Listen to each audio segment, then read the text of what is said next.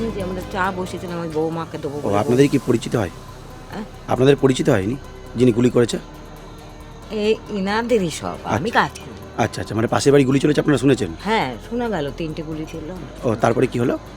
আমরা সব দৌড়ে গেছি, চাটা নিবিয়ে দিয়ে দৌড়িয়েছি। বৌমাই খাবে বললো, যে বৌমাকে গুলি লেগেছে ওই বৌমা বললো আমি খাবো চা, শান্তি মাসি আবার সব ও চা বসিয়ে দিয়েছিল। ওই যিনি গুলি করেছে তার নাম কি? টানা বৌমা, ওনার আসল নাম আমরা বলতে পারবো না। আচ্ছা, মানে কি স্ত্রী স্বামীকে গুলি করেছে? ও বৌমাকে করেছে। মহেন্দ্র প্রতাপ ঘোষ যে ঘটিয়েছে, সে তার লাইসেন্স আর্মস অনেক দিন ধরে পরিষ্কার করেনি। আজ সে ওইটাকে খুলে পরিষ্কার করছিল। মহেন্দ্র প্রতাপ ঘোষ পরিষ্কার করছিল। ঘোষ পরিষ্কার করছিল।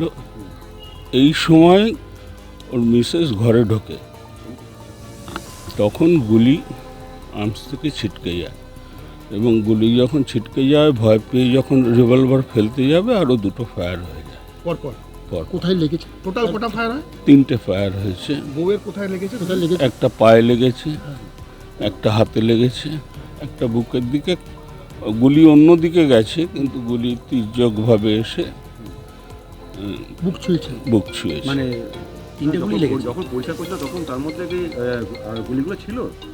হ্যাঁ, ওখানে গুলি ছিল, কোনো অল্প লাভ সেটা আমরা জানি না। আমরা পাশের বাড়ি থাকি, ও ওর ঘরে থাকে, সেখানে ঘটনা হচ্ছে। পরিষ্কার করছে গুলি থাকার কথা নয়।